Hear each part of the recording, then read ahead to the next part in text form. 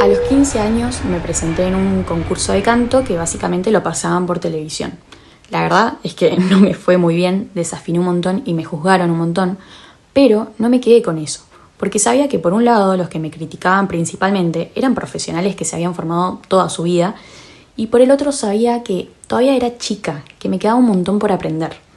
Así que pasaron los años, me formé, lancé mi primer álbum, que de hecho fue la presentación de mi tesis, y que para mi sorpresa tuvo un alcance, un impacto mucho más grande del que me hubiese esperado. Esto, y también el punto de que tenía bastante en claro mis objetivos, me impulsaron a seguir sacando música. Y podría decir que al día de hoy soy una de las cantantes más conocidas del momento. Pero bueno, claramente no estoy hablando de mí, sino que algo así fue la historia de Rosalía, la cantante española, de quien vamos a tomar referencia para el episodio de hoy. Bienvenidos y bienvenidas a Todo Bien Pero, un podcast. ¿Otro más? Sí, otro más, pero te prometo que tiene algo distinto. Bueno, está bien. ¿Cómo estás, Mica? ¿Todo bien? ¿Vos, Martí? Bien, nerviosa. Porque bueno, como verán, estamos haciendo por primera vez un podcast que va a hablar o que va a tratar acerca de las primeras veces, de los primeros comienzos, que es un poco lo que hizo Rosalía en esto que vos contabas, y es un poco lo que estamos haciendo nosotras. Una prueba piloto, porque ¿somos piloto de nuestra propia vida? ¿Qué pasa cuando despegamos? La verdad es que, bueno, un poco lo que decías, y para comentarle a la gente que está del otro lado, el episodio de hoy se trata de esto, de las primeras veces. Y sí, es la primera vez que estamos haciendo algo así. Y obviamente genera todo tipo de emoción, un poco de ansiedad, si te digo la verdad. Pero también yo creo que lo maneja un poco más el entusiasmo y las ganas por hacer algo nuevo, por descubrir también cosas nuevas de uno mismo, ¿no? Uno a veces se pregunta por qué las primeras veces quedan tanto en uno, lo marcan tanto. Y yo creo que es por eso, porque nos encontramos en situaciones que antes no nos habíamos visto. Y aprendemos un montón de eso. Y nos quedamos con cosas súper significativas. Bueno, un poco ya que estamos mencionando todo lo que nos pasa, o bueno, volviendo a hacer referencia a Rosalía, anda a saber que habrá sentido también toda esa adrenalina y entusiasmo aquel momento cuando se presentó esa audición y cuando participó y demás. Pero bueno, un poco esto que mencionamos de ansiedad y este miedo, porque, a ver, hacer algo nuevo invita a que no hay garantías de nada y uno no sabe cómo le va a ir o qué va a pasar, y despierta un montón de inseguridades y de incertidumbre, pero todo esto que mencionamos justamente tiene que ver con las emociones que surgen al momento de iniciar o de comenzar algo nuevo. Que un poco para preguntarnos, bueno, ¿qué son las emociones, no? ¿Y qué papel juegan en nuestra vida diaria que, como estamos mencionando, son muy importantes y están muy presentes? Las emociones vendrían a ser como una respuesta natural que puede responder tanto a algo externo como interno, y lo hace también basándose en experiencias previas, ¿no? Por ejemplo, ahora estamos hablando de primeras veces, pero no sé, si yo voy a ir a un examen y ya hay otros exámenes antes, he tomado otros exámenes antes en la escuela, en la facultad, donde sea, y me ha ido bien, lo más probable es que yo responda de manera positiva, entre comillas, al mismo, porque ya he pasado por esto antes. Por eso hacemos tanto hincapié en las primeras veces y en cómo se revuelan las emociones, porque no tenemos de dónde partir o en qué basarnos, de qué referencia tomar, ¿no? Que las emociones vienen a brindarnos información, ¿no es cierto? Pues son fuente de información, digamos, si sentimos miedo es por algo, porque un poco la principal función o finalidad que tienen las emociones desde una perspectiva más evolutiva, si se quiere, es que están o aparecen para garantizar nuestra supervivencia, ¿no? El tema es que, si bien son buenísimas en cierto punto, o esto que también nosotras hemos hablado un montón de que no hay emociones negativas ni positivas, es decir, ambas son súper valiosas y necesarias, hay en cierto punto donde las emociones nos invaden tanto que hace que empecemos a generar un montón de pensamientos, y esos pensamientos terminen condicionando o, bueno, al menos influyendo nuestro accionar, ¿no? Nuestra conducta. Y eso pasa también cuando queremos iniciar algo por primera vez o hacer algo nuevo. El tema de todo esto es que, sí, buenísimo con que eso esté, ¿no? Porque volvemos a decir lo mismo, nos están diciendo algo. A veces pueden pasar que esos pensamientos se vuelvan irracionales, ¿no? Y le demos mucha entidad a eso que se nos está pasando por la cabeza. Pero creo que uno de los objetivos y el trabajo que muchas veces uno tiene que hacer es que eso no termine siendo protagonista, o eso no termine por, vuelvo a decir esto, ¿no? Condicionar nuestro accionar. Porque hoy en día, sobre todo, o lo relaciono o asocio de esta manera, vivimos también en una época de que nos exige, ¿no? Cierta productividad, y a veces uno también, ¿no? Puede tener una idea, una iniciativa, un deseo de querer hacer algo, y a quién no le ha pasado por la cabeza decir, bueno, no es el momento, ¿viste? O ahora no, o puede esperar.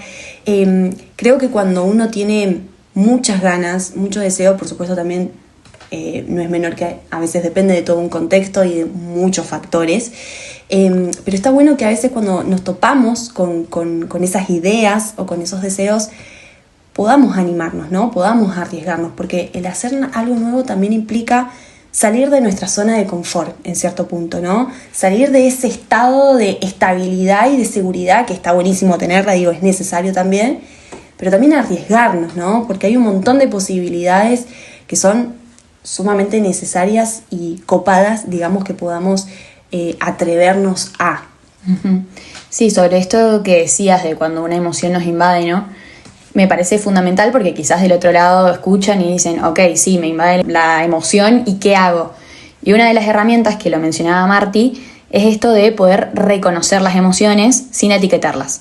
Es decir, ok, viene a cumplir una función, ¿cuál es esta función? Porque muchas veces pasa en que las etiquetamos en emociones positivas o emociones negativas, y en realidad es esto, ¿qué mensaje me quiere dar? Porque mucha gente me ha pasado como que les preguntas, si pudieras cambiar algo de tu vida, ¿qué cambiarías? No tener ansiedad. Y se estigmatiza mucho hoy en día la ansiedad, ¿no? Y quizás la pregunta sería, ¿cómo puedo manejar esta ansiedad? Porque al final del día es una emoción más y hay que saber, uno, como les decíamos, reconocer qué mensaje nos viene a dar. Y dos, ¿cómo lo puedo regular? ¿Cómo lo puedo trabajar? Si parte de un pensamiento, como decía Marti, irracional, que quiere decir que es un pensamiento que hemos formado sin tener como evidencia previa que lo corrobore. Por ejemplo, se me ocurre cuando uno va, ahora que estamos hablando de las primeras veces, cuando va por primera vez a terapia, ¿no? Que me ha pasado mucho de escuchar a conocidos o amigas que te dicen, yo, ¿para qué voy a ir a terapia si ya sé lo que me pasa? Y quizás me ha pasado, o que he ido a terapia y la psicóloga me dice lo mismo que yo ya sabía. Bueno, ahí ya está lo que hablábamos, el primer paso, que es el reconocimiento. ¿Qué hago? Entonces, el segundo paso sería esto, por ejemplo, ¿no? El poder gestionarlo. Entonces, yo creo que en las primeras veces uno de los miedos es la incertidumbre que genera el no poder controlar algo que no conocemos. Entonces, exacto, ahí la pregunta un poco, la repregunta surge el, ok, sí, ¿y cómo lo gestiono? Entonces, un poco lo que veníamos diciendo antes, esto de, bueno, ¿es racional lo que digo? ¿Tengo evidencia? Por ejemplo, tengo miedo a presentarme a tal evento porque quizás puedo fallar. Entonces, ¿qué evidencia a vos te prueba que tenés posibilidades de fallar? Y si fallas, ¿qué pasa? Siguiendo con el ejemplo del comienzo, que era Rosalía, hay un fragmento muy lindo de ella en el que habla esto de hacerse maestra en el arte de fallar y que quiere fallar tantas veces que ya sepa cómo hacerlo. Entonces, está bueno también esto, ¿no? Como el aprender del error y no estigmatizarlo como algo meramente negativo. Exactamente, y aparte, quien pudiera evitar fallar, o sea, creo que nadie, digamos, en esta vida, voy a decir una frase medio cliché, pero vamos a vivir equivocándonos, ¿no? Y muchas veces, y particularmente en el tema que estamos tratando, ¿no? Cuando uno quiere hacer algo nuevo, ¿no? Y probar cosas distintas, a veces, más allá del miedo y al equivocarse y esto que estamos hablando, muchas veces está el miedo al que dirán, porque tampoco lo podemos negar, digo, a veces están las miradas ajenas, están las inseguridades que eso despierta, y no es fácil sobrellevarlo, ¿no? Hay que ser muy valiente, en definitiva, creo que es una de las cualidades o características que creo que son también muy valiosas, el a pesar de, igual lo hago. No solamente el miedo a equivocarme, sino también al qué dirán, ¿no? Como a veces no podemos escapar de las miradas ajenas, de las inseguridades que eso a veces también despierta, del querer pertenecer también, sí, muchas veces, ¿no? Juegan un montón de cosas alrededor del querer hacer algo nuevo. Pero en definitiva siento que Esto por eso hacíamos esta analogía con lo del piloto, ¿no? Porque bueno, a ver, ¿quién va a tomar las riendas de eso? ¿Quién se va a poner al volante? ¿A quién le vamos a dar ese paso, ¿no? ¿Quién se va a sentar en esa silla a manejar esas decisiones y todo eso que queremos hacer, ¿no? Esos miedos, o bueno, digamos, buenísimo, bienvenido el miedo y todas las emociones, esto que hemos hablado, hagámoslo a pesar de, o sintiendo eso, ¿no? Ese miedo a equivocarse, ese miedo al que dirán, creo que habla también de una valentía enorme, ¿no? Sí, yo creo que es fundamental la confianza en uno mismo. Sí. Porque el aprender, tenés toda una vida para hacerlo, el equivocarte también. Si nos volvemos a basar en frases cliché, a mí me encanta algo tan simple como el que no hace no se equivoca. Entonces, hacé y equivocate y permitite aprender del fallo, no le tengas tanto miedo, porque si no también uno puede correr el riesgo de meterse dentro de un loop en el que deja de hacer y nunca hace por miedo. Bueno, lo voy a intentar. No, mejor no, porque ¿y si me equivoco? Y bueno, lo pruebo el mes que viene, y el mes que viene, y el mes que viene, y el mes que viene, y nunca lo terminan haciendo. Cuando quizás el resultado podía ser bueno, o el peor de los resultados podía ser, como venimos diciendo, fallar y aprender de eso y volver a intentarlo, ¿no? Es que volvemos a lo mismo que creo que se llegó a mencionar, ¿no? No hay garantías cuando uno, y eso es lo que a uno le da miedo, ¿no? Y no sé qué va a pasar. Y a veces, bueno, creo que un poco el objetivo de hablar de todo esto es hacer una especie de invitación o reflexión o lo que sea, como cada uno también le llegue esto, ¿no? A tolerar justamente esa incomodidad, ese miedo, esa incertidumbre y no saber, y bueno, hay que hacerlo. Para saberlo hay que hacerlo, digamos, ¿no?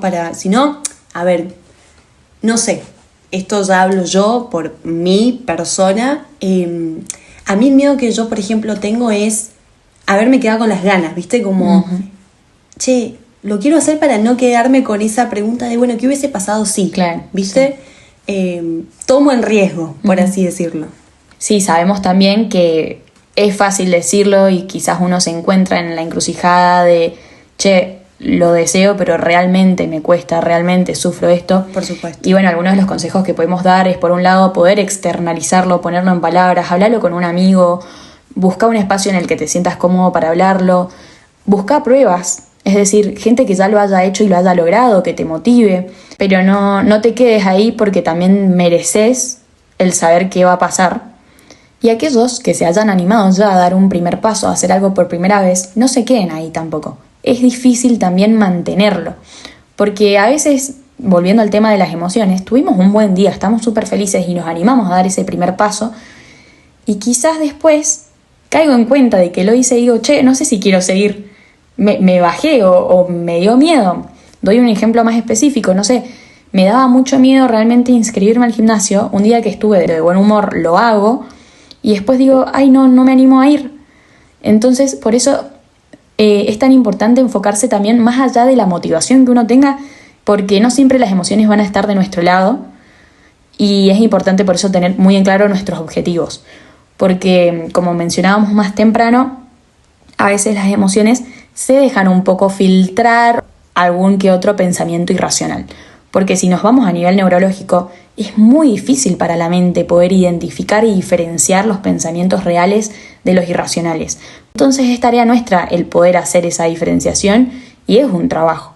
Por lo menos un pasito al día, como si fueran las varillas de una escalera, es una a la vez, no se puede subir a una terraza de un salto.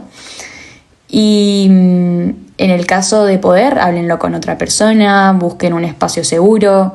Es muy importante también hablar las cosas. Exactamente. Y ya para finalizar, me gustaría cerrar con una pregunta, pero una pregunta para que quienes quieran y se animen, la dejen en los comentarios, que es, ¿cuándo fue la última vez que hicieron algo por primera vez? Esto es todo por hoy. Si querés seguir escuchando episodios de este estilo, no olvides seguirnos por este medio y por nuestras otras redes sociales. Aparecemos como Todo Bien, pero... Bueno, esperamos encontrarnos en la próxima.